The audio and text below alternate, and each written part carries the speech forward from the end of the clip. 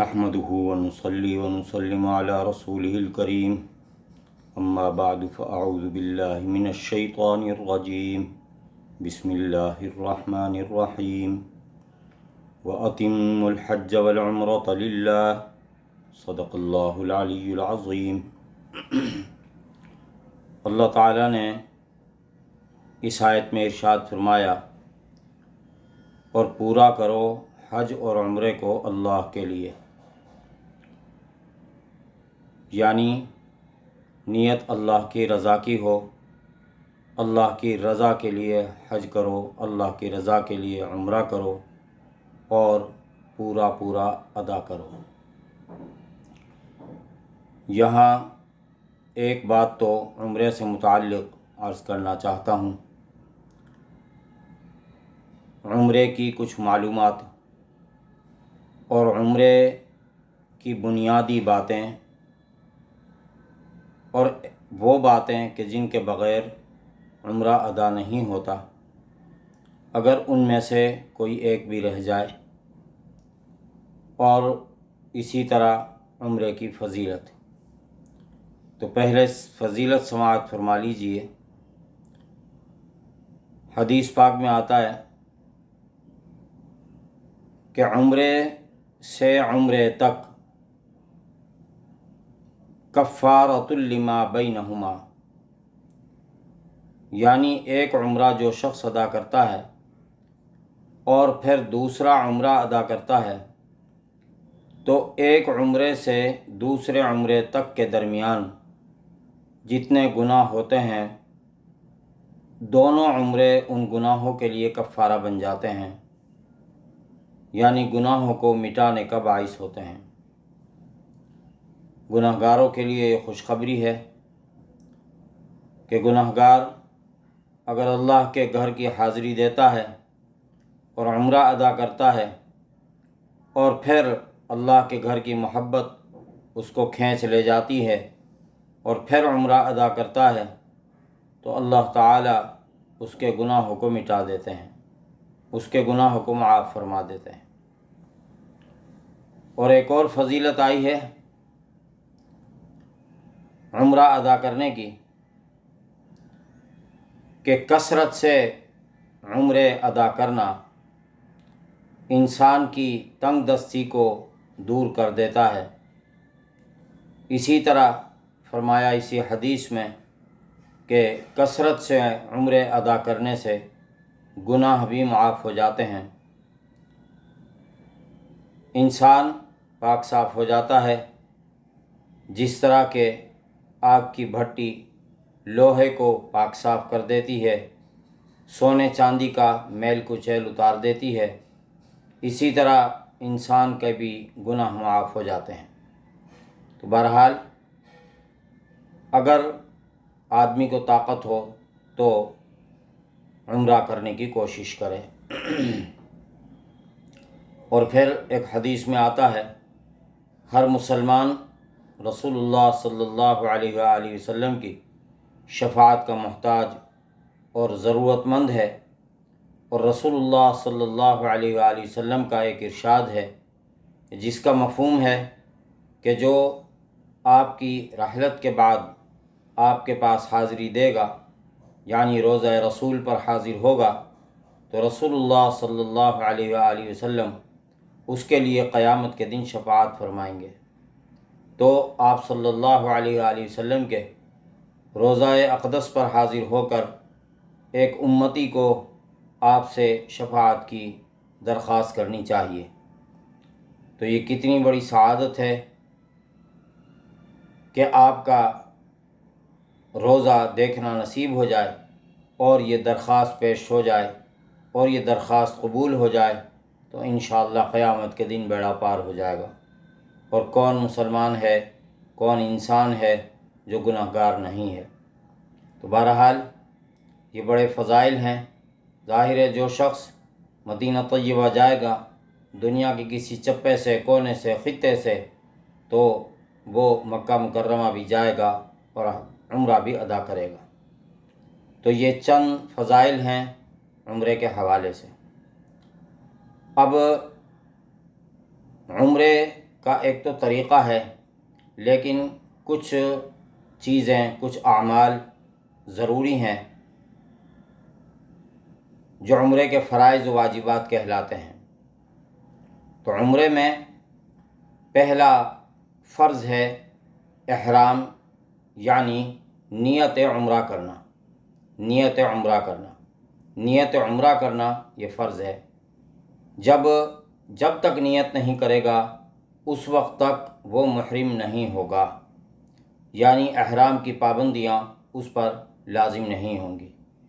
جب نیت کر لے گا، نیت کرنے کا بھی طریقہ ہے کہ 2 رکعت نفل پڑھ کر اور پھر نیت احرام کر لے، عمرے کی نیت کر لے تو محرم ہو جائے گا۔ اس کی ایک تھوڑی سی اور تفصیل ہے، وہ پھر عرض کر دی جائے گی۔ تو پہلا فرض جو ہے وہ نیت کرنا ہے، اور دوسرا فرض طواف کرنا ہے، کعبۃ اللہ کا طواف کرنا، کعبۃ اللہ کے 7 چکر لگانا۔ 7 چکر لگانے کو طواف کرنا کہتے ہیں، یہ دوسرا فرض ہے۔ اور تیسرا جو عمل ہے وہ واجب ہے عمرے میں، وہ ہے سعی کرنا صفا اور مروہ کے درمیان۔ صفا اور مروہ کے درمیان سعی کرنا واجب ہے۔ صفا بھی ایک پہاڑی ہے، مروہ بھی ایک پہاڑی ہے۔ صفا سے سعی شروع ہوتی ہے، مروہ تک 1 چکر ہوتا ہے، اور صفا مروہ پر اس طرح 7 چکر لگائے جاتے ہیں۔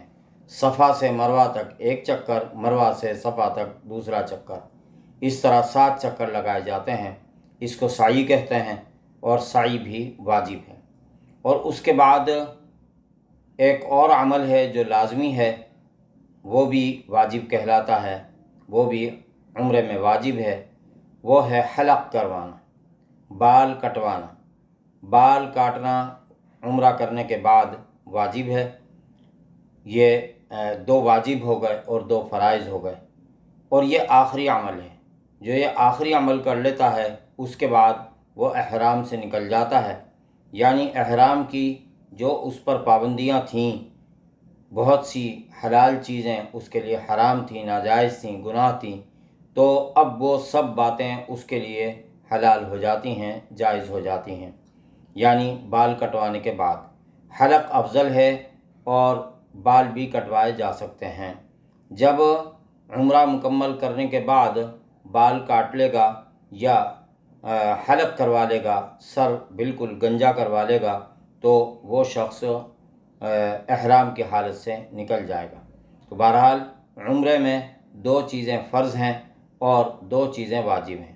ایک نیت کرنا فرض ہے، طواف کرنا فرض ہے، اور سعی کرنا واجب ہے، اور حلق کرنا واجب ہے۔ اللہ تعالی ہمیں حرمین شریفین کی بار بار زیارت نصیب فرمائے۔ اب اس کے بعد تھوڑا سا میں حج سے متعلق بھی عرض کر دوں۔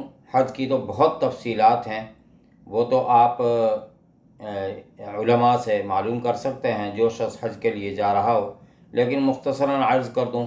اور یہ آج کل مہینے حج کے بھی نہیں ہیں، آج کل مہینے عمرے کے ہیں، اس لیے عمرے سے متعلق ذرا کچھ تفصیل عرض کر دی۔ حج کے بارے میں یہ سمجھ لیجئے کہ حج کی 3 قسمیں ہوتی ہیں۔ ایک حج افراد ہوتا ہے، ایک حج تمتع ہوتا ہے، اور ایک قسم حج قران کہلاتی ہے۔ حج افراد یہ کہلاتا ہے کہ آدمی صرف اور صرف حج کی نیت سے احرام باندھے، اس کو حج افراد کہتے ہیں۔ اور ایک حج قران ہے، یہ دوسری قسم ہے۔ حج قران یہ ہے کہ پہلے